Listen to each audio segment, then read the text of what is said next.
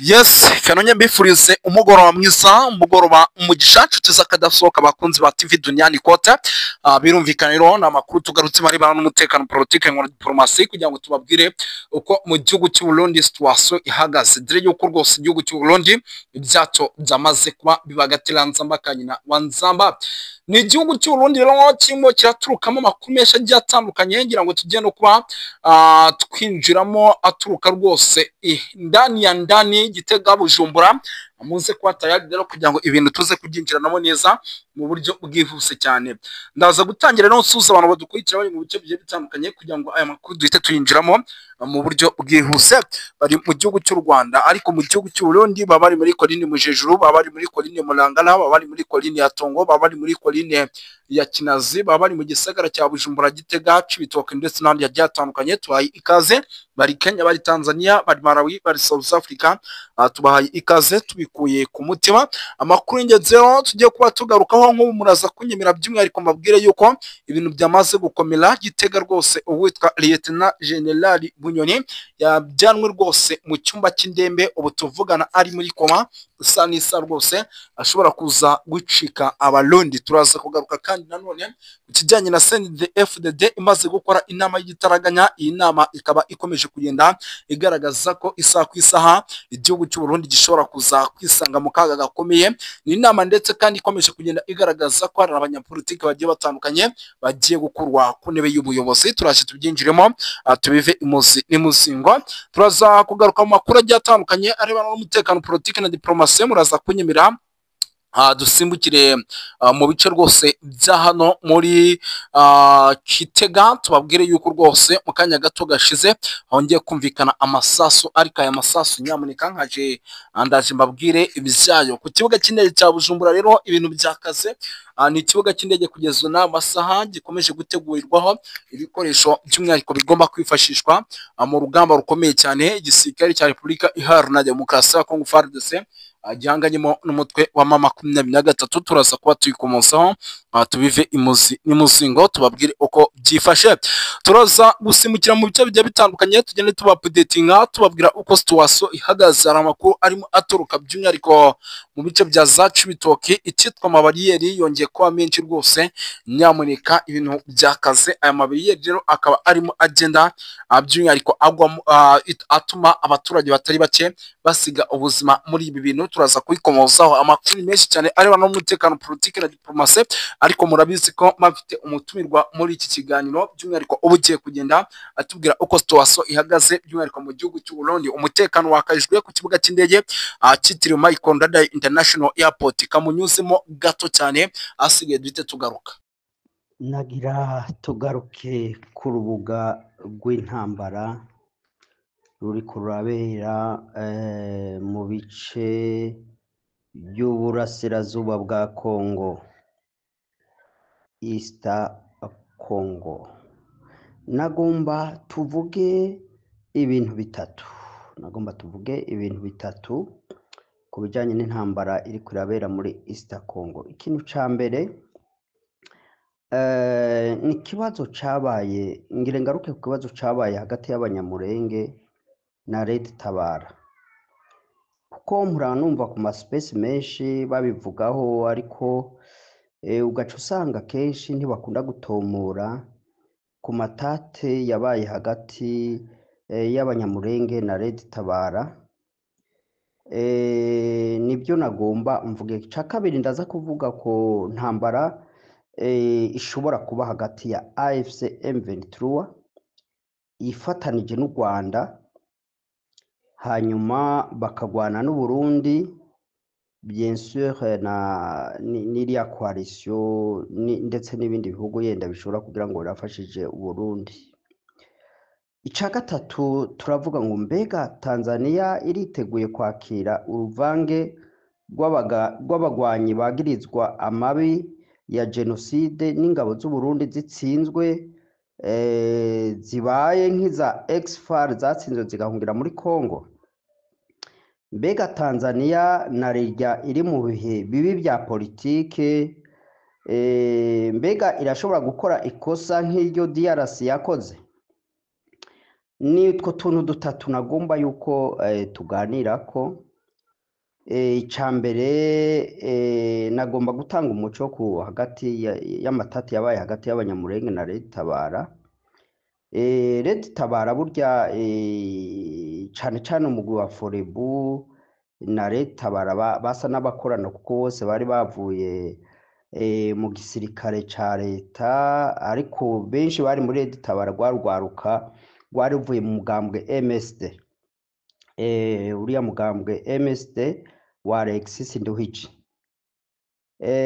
Nyuma rero bamaze kuva i Burundi kudeta ya 2015 idakunze, abenshi muri izo ngabo bagiye kurondera base arrière muri Congo, aho aba Red Tabara ndetse n'abo bantu muri Forebu bakiriwe n'abanyamurenge hariya mu misozi Minembwe n'ahandi. Burya ibyo tuvuga ngo akagara ntabwo gatanga uno munsi, yenda iryo zina gitanguye kumvikana muri iki gihe, ariko akagara bari abantu benshi bari mu muhari witwa Gumino. Muhari witwa Gumino rero bari abantu biyegereje cyane Petero Nkurunziza, bakorana na Petero Nkurunziza, ndetse Petero Nkurunziza aca bashiramwo ibyo bitekerezo by'uko bamwe mu banyamurenge muhora mubumva bagwanya igihugu cy'u Rwanda, bavuga nabi igihugu cy'u Rwanda, bahagarariwe n'urya yitwa Munigantama. Abo bantu rero ba Gumino ari bo bavuyemo benshi bakagara, nibo bagambaniye abayobozi ba Red Tabara n'aba Forebu, baricwa. Abari bayoboye uyu mugwi wa Red Tabara, bari bayoboye uwo mugwi wa Forebu baricwa, benshi baricwa, indongozi zabo bazica umutwe, ndetse bituma igihe ca Petero Nkurunziza ashobora gucengera ku buryo hahavuye hashigwaho abayoboye Red Tabara, kuko Forebu yo yahavuye izimangana, ariko Red Tabara yagumyeho. Ariko guverinoma y'u Burundi igihe ca Nkurunziza bashoboye kwinjira cyane muri Red Tabara kugeza aho bashiraho inyobozi za Red Tabara ziyoboka guverinoma Nkurunziza. Rero bituma umugwi wa Red Tabara usa n'ubuzimanganye canke utaye icerekezo c'urugamba bari batanguje, na cyane cyane ko bavuga bya rétablissement ya Kordarusha. Ko benshi turabazi abantu bari muri opposition ari muri Burayi, za Canada, muri Amerika, abenshi bakunda kuvuga ngo kugarukana amasezerano yarusha. Ibyo rero Petero Nkurunziza amaze gushobora gusenya uwo mugwi, cyo gituma abantu benshi bari muri Gomino canke bakagara, abo n'abanyamurenge bisanga cyane i Bujumbura, ndetse batangura gukorana na leta y'u Bujumbura, ndetse benshi bagira n'ibyo bitekerezo byo kurwanya leta y'u Rwanda. Arico gituma kenshi mwakunda kumva Perezida Paul Kagame abaha warning yuko kimwe azazamukiriya mu misozi akabasanga. Nimba mubyibuka ibyo, muba mubyibuka byabaye kera, yenda izi ntambara za AFC M23 igwana na FARDC ntabwo zari bwakomere. Nyuma rero mu gihe AFC M23 igiri imbaraga, ndetse abanyamurenge benshi bakayinjiramwo bakayisangamwo, murabona abantu batwigwaneho, murabona yuko bemeye gufatikanya na AFC M23 akaja muri urya runani. Cyo gituma rero haci haba amatati hagati y'abanyamurenge, bamwe bakabakagara bashigikiye Bujumbura, bashigikiye usanga bariko barakorana ndetse na n'intera hamwe ziya za FDLR bariko barakoramwo, barakora n'iya migwi ya P5 bariko barakorana n'urya yitwa Kayumba Nyamwasa. Bituma rero abanyamurenge bicamwe ibice. Rero amatate yabaye hagati y'abanyamurenge na Red Tabara, nuko Red Tabara nayo yahavuye ibona yuko bamwe mu banyamurenge ari abo bakagara ba Gumino bayibangamiye kuko bakoreshwa na guverinoma y'u Burundi, nico catumye ahenshi Red Tabara ishobora gutera nk'ibitero mu Banyamulenge. Rero ibyo ni ibintu byabaye abantu bashobora gusesa neza, ariko buriya mu bya politike abansi baraba bakunzi. Nimba AFCM turashoboye kwakira Kabila, sinibaza mu gihe Red Tabara yaba yarivuguruye ikiyambura izo ndongozi yari yahawe na leta y'Ubujumbura, kandi twarigeze kubyumva yuko abantu bari baguzwe na leta y'Ubujumbura baciriwe imanza muri Red Tabara.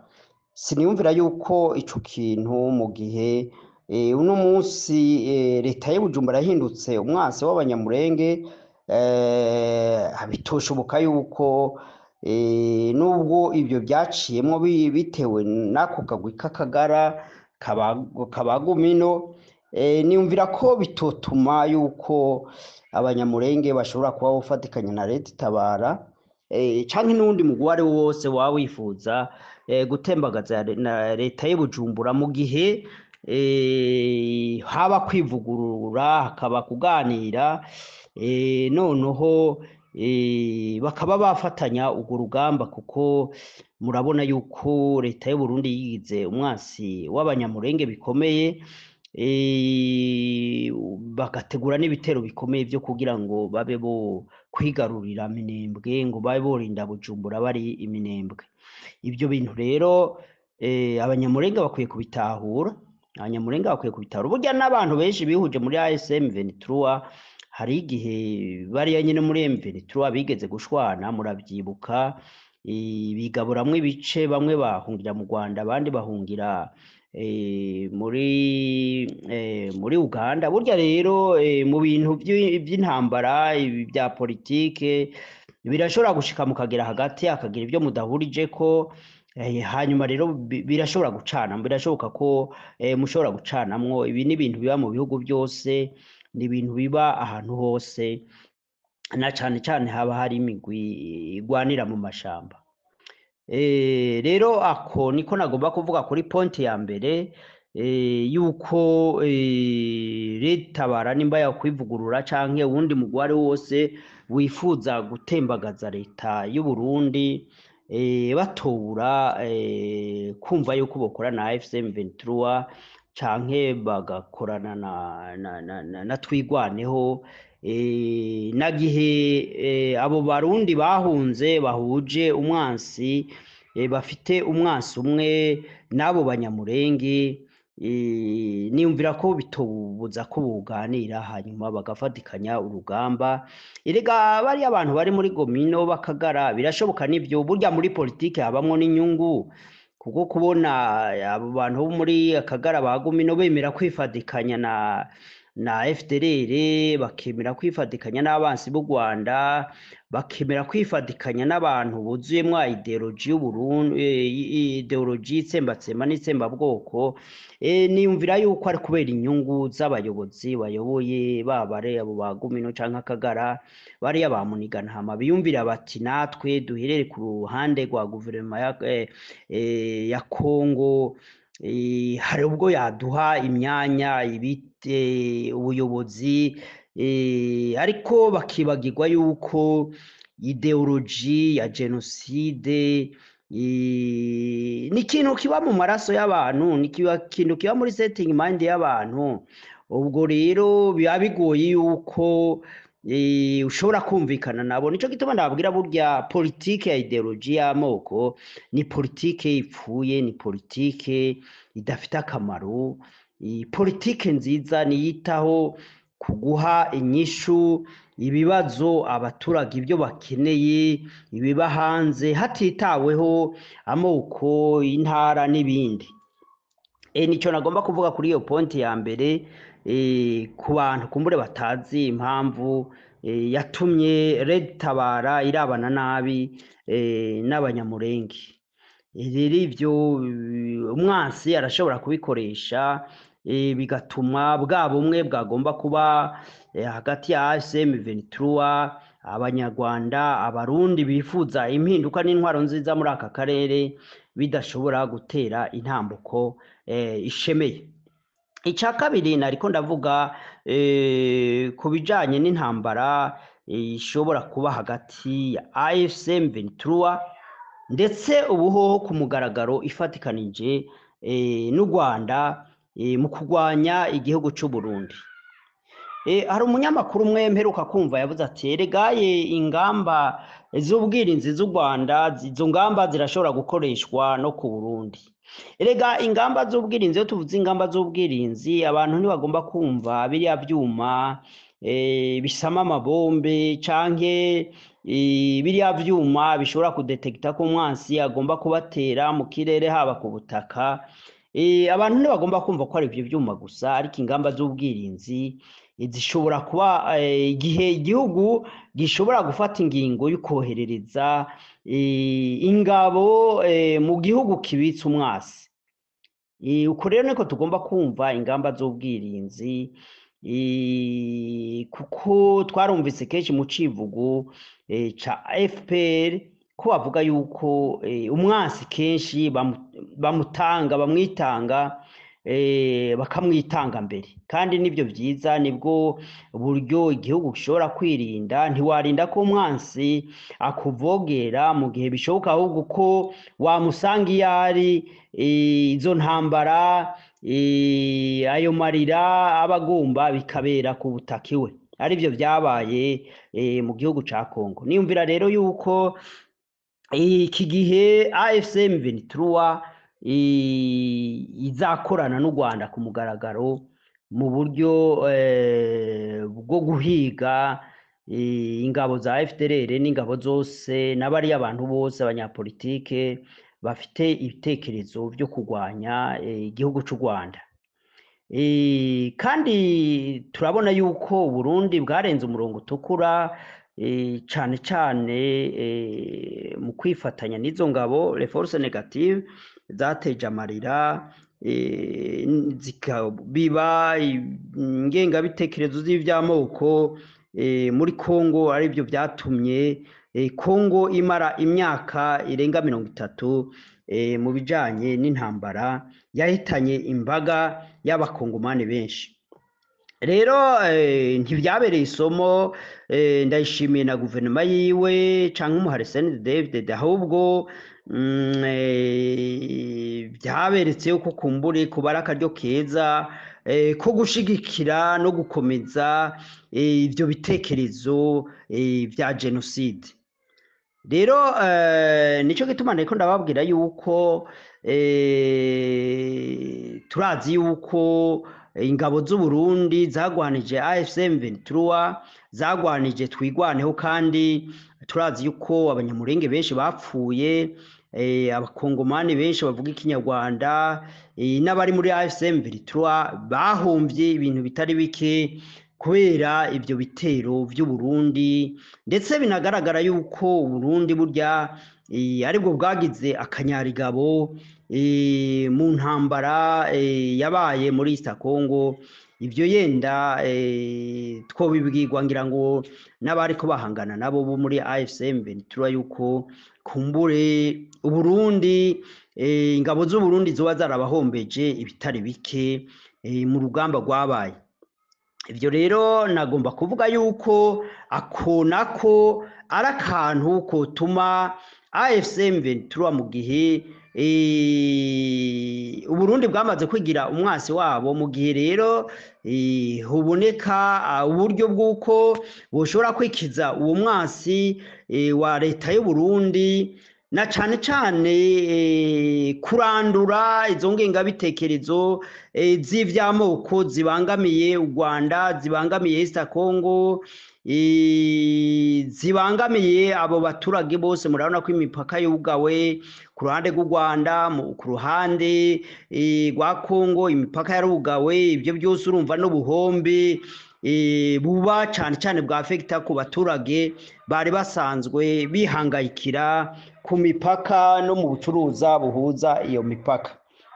Rero ibyo byose bishobora gutuma AFC M23 kuko bahuje umwansi abegereye ariwe Uburundi bashobora gukora synergy noneho bakarangiza ikibazo giterwa na leta y'u Burundi. Za ngamba z'ubwirinzi rero nababwira ko atari bijya byuma gusa, atari ziriya radare, atari za satellite gusa zishobora gukontorora aho umwansi aturuka, ahubwo haba harimo no gutumaho za ntasi n'ingabo zishobora kugenda guhusha umwansi mu gihe atuba aragira ibyo nonaha mu gihugu cy'u Rwanda canke muri East Congo. Ibyo rero abarundi bobimenya ko ari ibintu bishobora gushika. Ica gatatu, mbega mu gihe byoshika AFC M23 n'u Rwanda bagafatana amaboko, bagafatana mu nda, bakigaranzura umwanzi abegereye ari wo Burundi, kuko rega buriya Kinshasa iri kure ku birometero 2000 ni kure, nubwo bitobuza ko AFC M23 ishobora gushikayo mu gihe imaze kubona indege, imaze kubona ibibuga by'indege, imaze kubona ingabo nyinshi, barashobora kwataka Kinshasa atakibuza, atakigoranye. Ibyo birometero 2000 bikaba ubusa, bikaba urugendo rw'amasaha kugira ngo babasha Kinshasa. Ariko cyane cyane iyo umwansi ari wo Burundi yigize umwansi w'abakongomani wo muri East, akigira umwansi w'u Rwanda, mu gihe yotegwa. Mbega Tanzania nico ca gatatu nagire ngaruko. Tanzania iriteguye kwakira uruvangatirane, iyo concussion, iyo koptere y'ingabo zitsinzwe z'i Burundi zibaye nka FAR, TAXFAR yahunganye n'ibigwanisho kinjira muri Kongo. Arivyo vyatumye imyaka 30 y'amarira n'amagorwa mu bakongomani. Mbega Tanzania iriteguye kwakira ingabo z'u Burundi zitsinzwe n'ibigwanishwa byabo, iriteguye kwakira za Wazalendo, kwakira za Mbonerakure, kwakira za FDLR n'iyindi migwi yose n'abanyapolitike bose bigize umwansi w'u Rwanda na AFC M23, igakora ikosa Kongo yakoze haraheze imyaka 30. Narirya nabo muri iki gihe hariho imigwi cyane cyane nk'abajya bayobowe na Tundu Lissu n'umugambwe ukomeye, ushobora gutsinda n'amatora mu gihe batowiba, n'abasirikare batari bake bamaze kugaragaza akababaro k'intwaro mbi ya Samia Suluhu. Urumva yuko yakwemera guha ikaze izo ngabo zose zoba zatsinzwe i Burundi? Niyumvira ico ni kibazo c'abatanzania. Ndaza abatanzania benshi barumva runo rurimi, cyane cyane abari Kigoma, baha bari za Kibondo, bari muri za Kagera, riga bumva urunyarwanda ariko bita uruhahariya ni benshi cyane. Ni intara nini ya Kigoma kugiza hariya za Tabora hose, za Dar es Salaam ugiye urabura n'abantu benshi bavuga urunyarwanda. Ukuvuga abantu benshi bari muri Tanzania barumva urunyarwanda, nigo ruha. Kandi uruswahili murazi ko ruvugwa muri ibi bihugu. Rero muri ico gihe cyane cyane abazobabara nabo nyene bari muri West, mu burengerazuba bwa Tanzania. Nico gituma rero ahubwo indongozi ziri muri ubwo burengerazuba bwa Tanzania zikwiye kwitegura zikazofata ingingo ibereye, yenda iyo migwi yose niyinjira ikazokwakwa ibigwanisho, ikakigwa nk'impunzi, igashigwa mu makambi, barindiriye ibyo kurikira bijanye n'amahoro ashobora kuba muri aka karere ka East Africa. Nivyo rero nagomba kuvuga, izo ngingo zitatu nagomba kuvuga kubakora kudukurikirana. Hanyuma nimba nawe ufite uko byumva, murabona izi mbuga duhurira ko, urashobora kugira ico ushikirije kuri ibi bitekerezo, hanyuma tugakomeza gusangira ijambo. Murakoze cyane. Yes, nguko ngira ngo murabyumviye uko bimeze ndetse n'uburyo situation ihagaze kugeza maginga mu gihugu cy'u Burundi, ibintu ntabwo byoroshye. Reka duhite twinjira muri nkuru rero y'uwitwa Lieutenant General Alain Guillaume Bunyoni, wahoze ari minisitiri w'intebe w'u Burundi, yamaze kujya muri koma. Uyu General Bunyoni rero yagiye muri koma nyuma y'iminsi rwose 5 avanwe muri gereza ya Gitega yarafungiyemo, akajyanwa mu ivuriro ry'ibitaro bikuru bya Gitega. Amakuru rero atugeraho anemeza ko ubuzima bwa Alain Guillaume Bunyoni buri mu kaga gakomeye, mu gihe byari bisanzwe bizi neza yuko afunzwe kuva mu kwezi kwa 9 umwaka wa 2023, yafungiwe mu cyumba kiwe wenyine. Binazwi kandi yakatiwe igifungo cya burundu kuko ubutegetsi bw'iki gihugu ngo bumushinza ibyaha byinshi birimo no gushaka guhirika ubutegetsi, by'umwihariko bw'umukuru w'igihugu Evariste Ndayishimiye, bakanamushinza kandi gukoresha ububasha yari afite mu nyungu ze bwite. Uyu rero akaba yarahoze ari igikomerezwa muri CNDD FDD, kuko mu butegetsi rwose aravugaga arikijyana mbere yo kujyanwa akaba minisitiri w'intebe. Yari yaravuye ku nshingano rwose zo kuyobora polisi y'igihugu cy'u Burundi, ariko ubu rwose amakuru avuga ko abarundi bageze aho arwariye rwose, bari kuvuga ko yajyanwe mu cyumba cya wenyine cy'ibitaro cya Gitega mu bitaro bikuru. Bikanavuga ko rero arimo arakurikiranwa bidasanzwe n'itsinda ry'abaganga baturutse Bujumbura mu murwa mukuru w'iki gihugu. Ibitaro rero akaba ari kuvurirwamo, ariko umutekano wabyo ukaba wakajijwe ku rwego rwo hejuru. Ni mu gihe kandi hasutswa abapolisi n'abasirikari benshi mu ishami ry'iperereza. Amakuru kandi akaba avuga ko Bunyoni arembye cyane, ndetse n'amahirwe ye yo gusubira mu ibohero muri gereza by'umwihariko ari make, kuko ubuzima bwe burimo mu kaga. Ubwo rero rwose nyamuneka bapanuye kugira ngo isaha ku isaha bataza kugira gutya bakaba banamucikisha, cyangwa se bikagira ukundi kuntu bigenda muri rusange. Si ibyo gusa, andi makuru akomeje kugenda atugeraho ubu tuvugana, nuko by'umwihariko hano i Bujumbura ibintu byongeye gukara ndetse no gukarata, by'umwihariko bikaba rero birimo biragenda bizamba hano neza rwose ku kibuga cy'indege. Amakuru rero namaze kwakira atariho ivumbi akomeje kugenda atugeraho, nuko rwose mu bice byano ku kibuga cy'indege naho umutekano wamaze gukazwa ku rwego rwo hejuru, ndetse isaha ku isaha ukaba ari umutekano ukomeje kugenda ugaragaza ko ibintu bishobora kuza guhindura isura, cyangwa se bikaba byaba ibindi mu gihe rwose ngo hatagize igikorwa muri rusange. Ni ikibuga cy'indege rero cyitiriwe Mike Ndadaye International Airport, kuko isaha ku isaha nacyo rwose kiri kugenda kigaragaraho umutekano muke, dushobora kuza kumva bakirashe, cyangwa se hakaba haba ibindi bikorwa by'ubugizi bwa nabi.